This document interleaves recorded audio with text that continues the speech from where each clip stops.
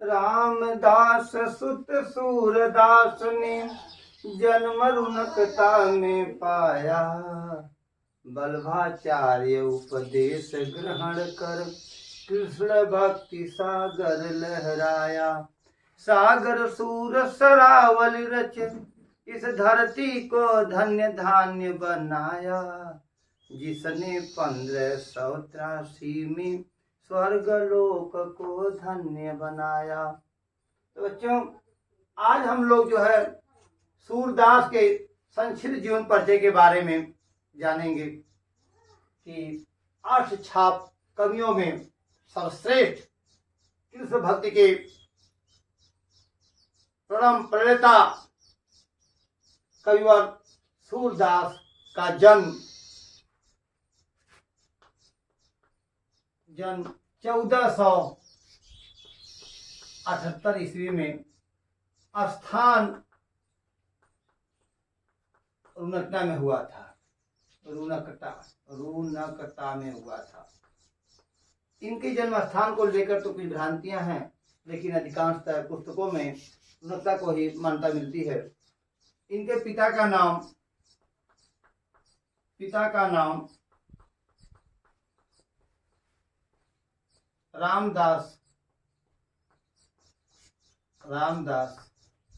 था।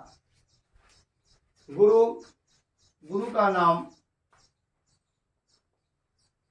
का नाम बल्भाचार्य, श्री बल्भाचार्य कर लीजिए, श्री बल्भाचार्य था।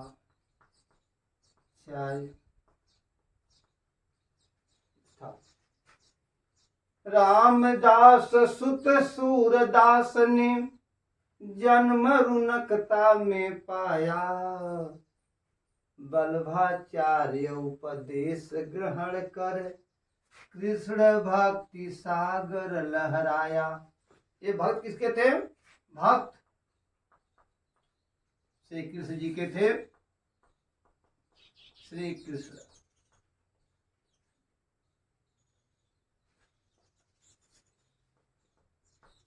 जी के। इनकी रचनाओं के बारे में जब बात करते हैं, रचनाएं इनकी जो महत्वपूर्ण रही, सूर सागर, सूर सरावली,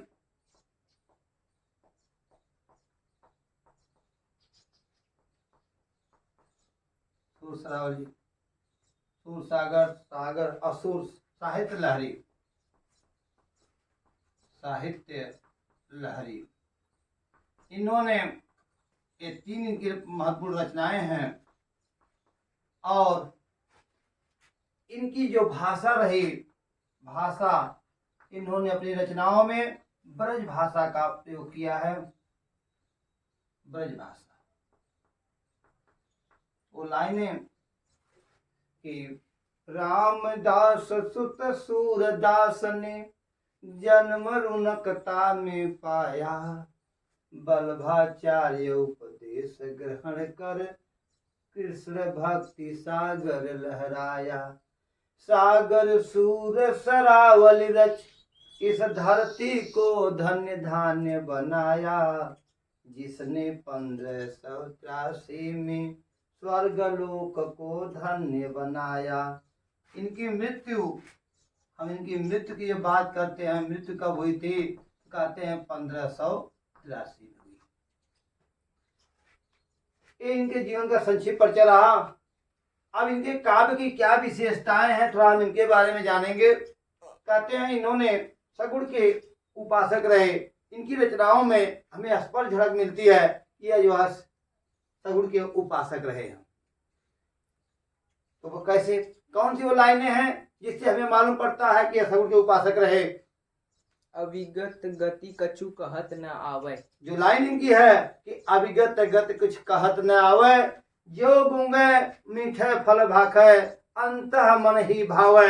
ये लाइनें दिखाती हैं कि यह सगुण के उपासक रहे। कहते हैं कि अविगत गति कुछ कहत न आवे।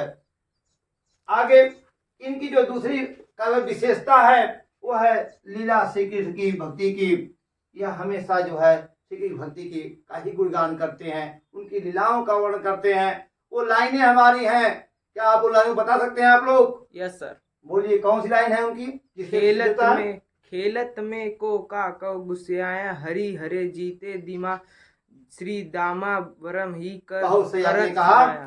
कि इन लाइनों से यह सिद्ध होता है कि यह जो है हमेशा श्री कृष्ण भक्ति की लीला में का वर्णन करते रहते हैं। भ्रमर गीत के रचनाकार, इन्होंने भ्रमर गीत के माध्यम से यह बताने का प्रयास किया, जो रचनाएं उन्होंने भ्रमर गीत के रूप में किया है, उन्होंने दिखाया है कि निर्गुण की अपेक्षा सगुण की भक्ति बेस्ट होती है।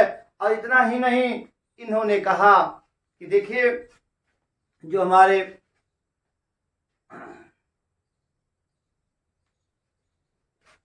लाइनें हैं कुछ इनके संदर्भ में कहा जाता है, वो कौन सी लाइनें हैं, क्या उनको बताइए आप? तो निर्गुण कौन देश को वासी, निर्गुण कौन देश के वासी, निर्गुण कौन देश के वासी।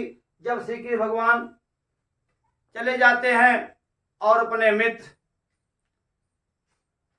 उद्धव जी को, जो ज्ञान के पुंज थे, उनको भेजते हैं कि जाइए थोड़ा गोपियों को समझा दीजिए।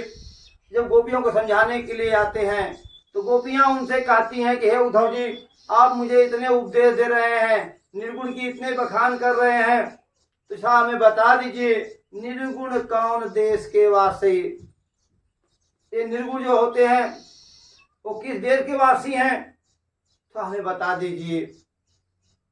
तो ऐसे उन लाइनों से यह सिद्ध होता है कि जो ये भ्रमर गीत के माध्यम से बताया है इस बात को।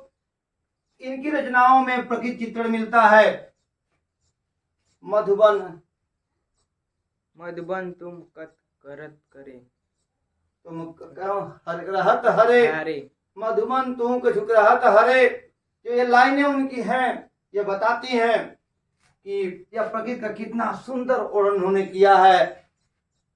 और अगला है रस योजना। इनकी रचनाओं में जो रस का हम वर्णन देखते हैं, उसमें श्रृंगार के दोनों पहलुओं का, चाहे वह संयोग श्रृंगार की बात की गई हो, चाहे वियोग श्रृंगार की बात की गई हो, चाहे वात्सल्य रस की बात की गई हो, इन्होंने बड़े ही, चाहे करुण रस की बात की गई हो, बड़े ही सुंदर ढंग से उनका चित्रण किया है, प्रस्तुतिकरण किया है। इनकी रचनाओं में हमें स्पष्ट दिखाई देता है।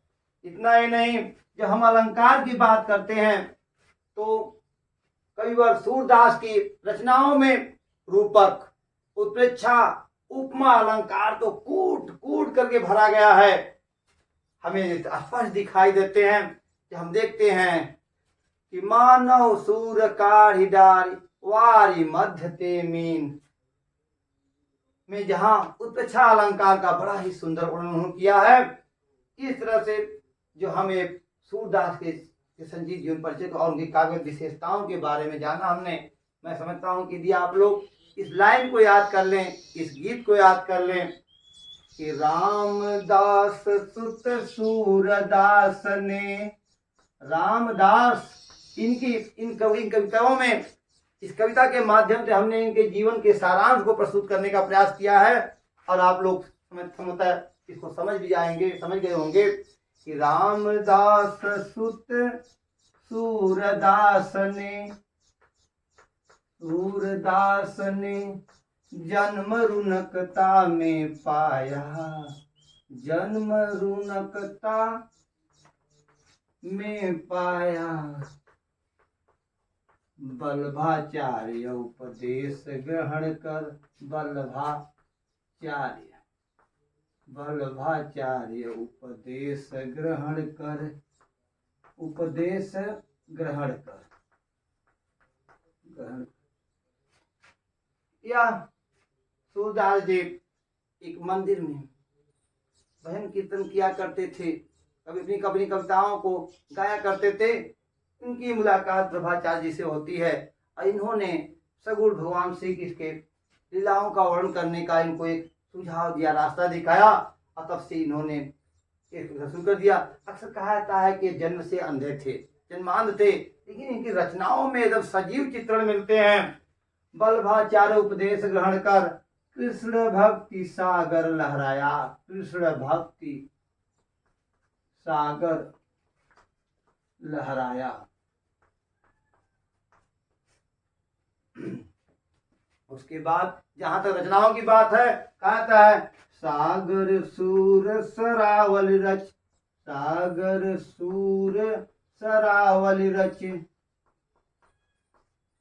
रच इस धरती को धन्य धान्य बनाया, इस धरती को धन्य धान्य बनाया, बनाया।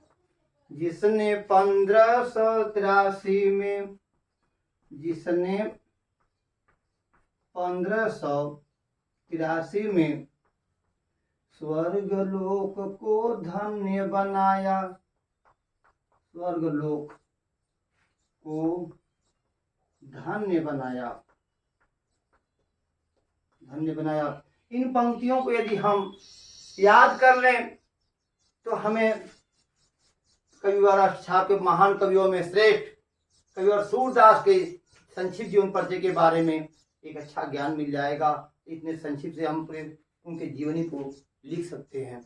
मैं समझता हूँ कि आप लोग इनके बारे में समझ गए होंगे। धन्यवाद।